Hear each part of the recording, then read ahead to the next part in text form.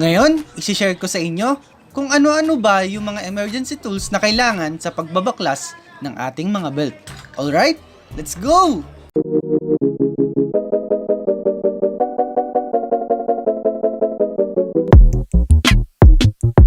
What's up yo guys, it's me JZ and we are back here with another motovlog. Kung mahilig ka sa motorcycles, reviews and tutorials, you can hit that subscribe button for more videos. Gusto ko lang ulit magpasalamat sa mga nanonood ng mga past videos natin. At ito, isa-shoutout natin yung mga nag-comment sa mga videos natin. Shoutout kay Francis Sabangan, Blackstar12, kay Hello World, kay J. Mark Ella, kay Mark Joven Oreñada, kay Raz Mariel Tubong Banwa, at kay Wangwari Tinping. Alright? Salamat sa inyo mga paps at ride safe palagi. So yun nga, pag-uusapan natin kung ano-ano ba ang mga emergency tools na kailangan natin sa pagbabaklas ng ating mga belt. I-share ko din sa inyo kung ano-ano ba yung mga pwedeng alternative tools kung wala kayo ng mga tools na dapat talaga dito. So simulan na natin.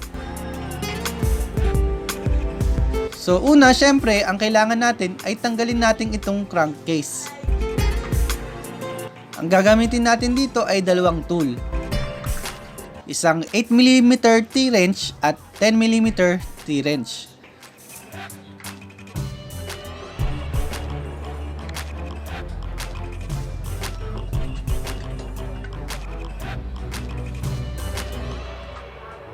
So ang alternative dito guys ay anything na may maliit na dulo, yung kakasya sa mga sulok-sulok ng crankcase natin.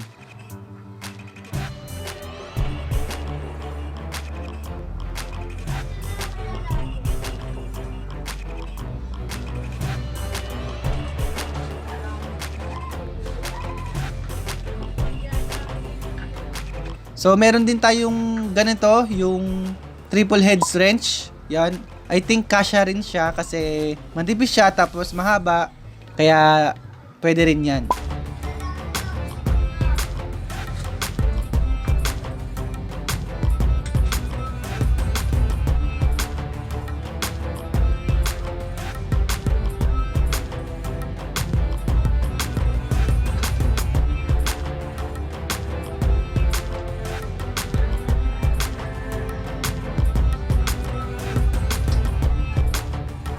Take note lang guys, ito ay kung stock pa yung mga bolts nyo mga paps. Pwede kasing hindi na yan kasing size ng stock natin. So pwedeng allen or ibang size na ng wrench ang kailangan. Pero recommend ko na bumili kayo ng T-wrench kasi maliit lang naman siya. Lalo na pag stock yung mga bolts nyo.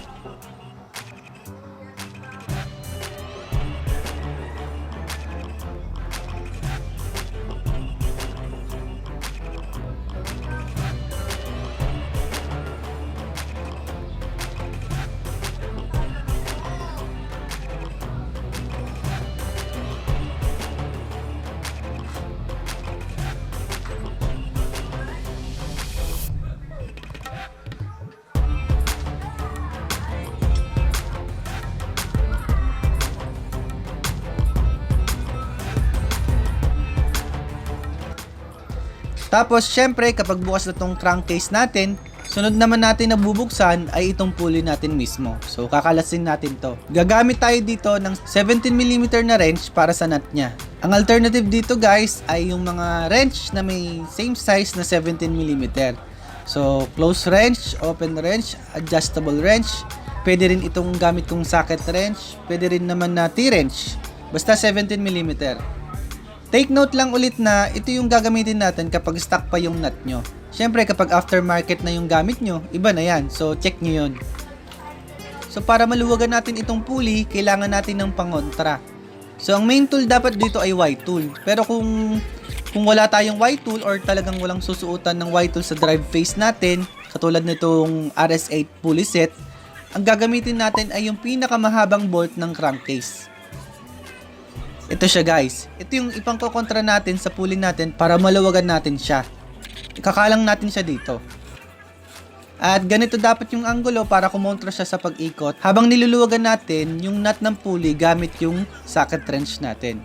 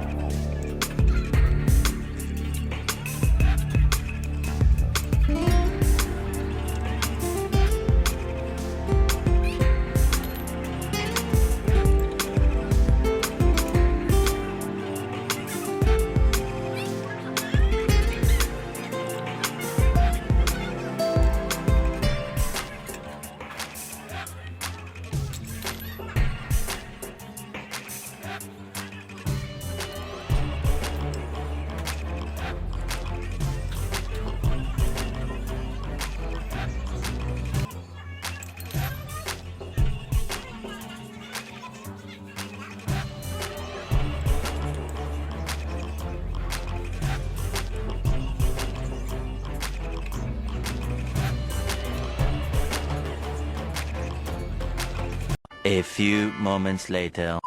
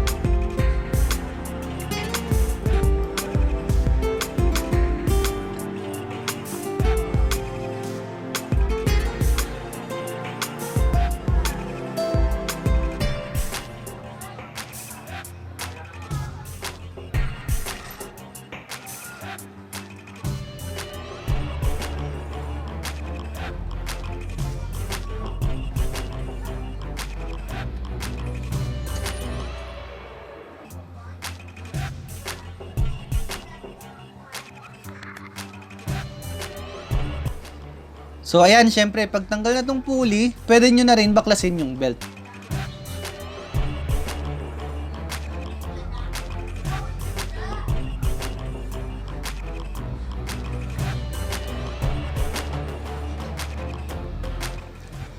So nga pala guys, kung may gusto kayong ipa-review sa akin na accessories or performance parts, sabihin nyo lang sa akin at i-review natin yan.